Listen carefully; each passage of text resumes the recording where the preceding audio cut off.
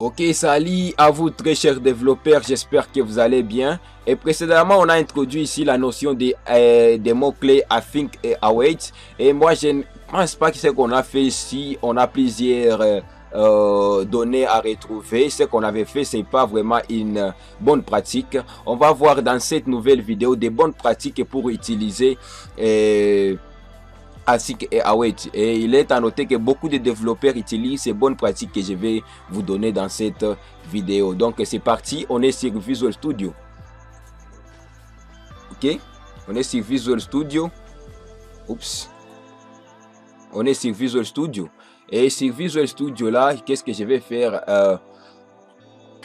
sur Visual Studio ici, j'ai la notion ici de Async et Await qui marche parfaitement bien, mais les codes n'est pas très lisible ici. Pour faire les codes clairs ici, on va faire des bonnes pratiques ici. On va voir les bonnes pratiques ici avec les mots-clés ici. Avec les... Oups. Avec des mots-clés ici.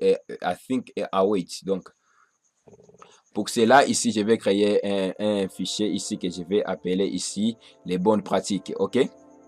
Les bonnes pratiques ici en JavaScript avec la notion ici de async await. Donc ici, je vais les référencier directement ici, les bonnes pratiques. Et dans les bonnes pratiques, qu'est-ce que je vais faire pour les bonnes pratiques? Donc, rapidement, je vais faire quoi ici? Je vais faire appel à notre fonction ici, à notre fameuse fonction getEmployee. Donc obtenir les employés. Au lieu de retourner ici un array, qu'est-ce que je vais faire ici? Je vais passer les ressources en paramètres.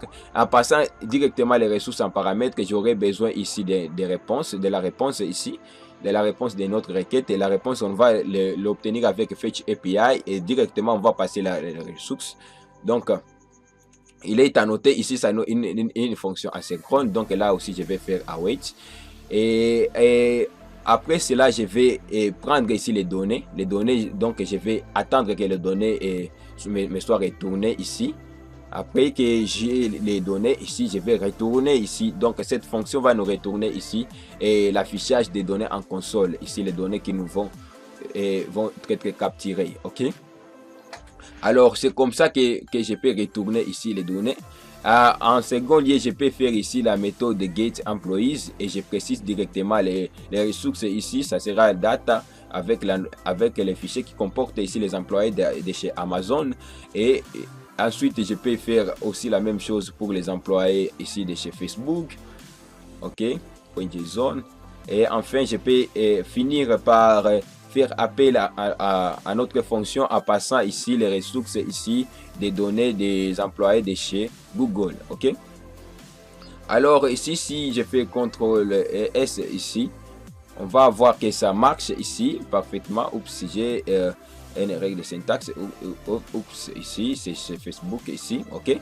Si je fais CTRL S ici, je vois que ça marche parfaitement. Ici, j'ai mes données qui me sont retournées ici et le code est vraiment facile à lire ici.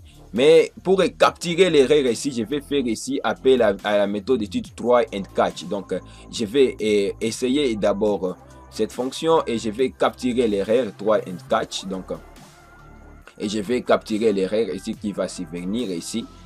Donc, je vais passer l'erreur ici en paramètre. Donc, si je fais try and catch ici, facilement ici ça va marcher ici, mais si je viens ici, j'ai une erreur ici de Facebook ici, on va capturer directement l'erreur ici. Ok, on dit not found et c'est l'erreur de syntaxe avec la position de JSON. Ok, mais ça c'est pas très convaincant ici. Donc on va voir comment est-ce qu'on peut avoir une erreur qui dit quelque chose ici dans notre langue. On parle ici le français. Donc je vais vérifier d'abord si le statut n'est pas égal à 200. Donc il y a l'erreur avec le JSON. Pour ça, on va capturer une nouvelle erreur ici. Et de là, on va préciser l'erreur ici. On peut dire ici, oups, quelque chose s'est mal passé à l'utilisateur, parce que l'utilisateur ici ne comprend pas ici notre langue ici, ne comprend pas ici l'anglais. Donc, on va le fournir ici une alternative. Ici, la langue, ce sera une langue française. Donc, on va lui fournir ici une nouvelle erreur ici en lui disant que quelque chose s'est mal passé. Et on va attirer ici l'erreur ici venant ici, les messages venant de cette erreur.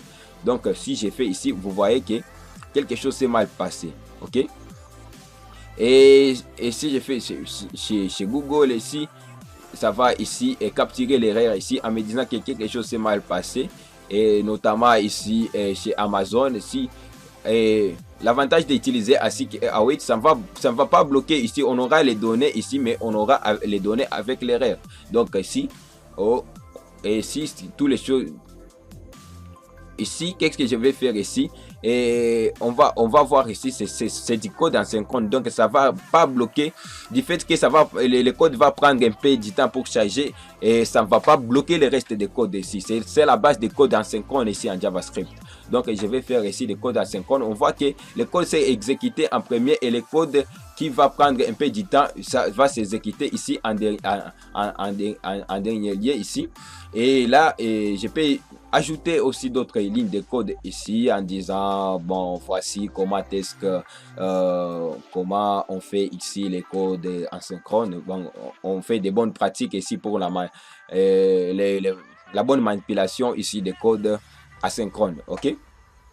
Et si je fais ici CTRL S, donc on a les codes qui s'affichent et ça ne bloque pas les restes des codes. D'autres codes, d'autres codes ici s'exécutent et enfin on a les codes qui vont suivre ici. Voilà ici des bonnes pratiques ici pour manipuler ainsi Async et Await, et beaucoup de développeurs utilisent cette pratique et vous aussi vous pouvez utiliser d'autres pratiques dans vos projets personnels que vous allez entreprendre. Et vraiment c'est ça des bonnes pratiques ici. J'ai dit merci vraiment d'avoir suivi cette vidéo jusqu'à la fin et moi je vous dis au prochain épisode.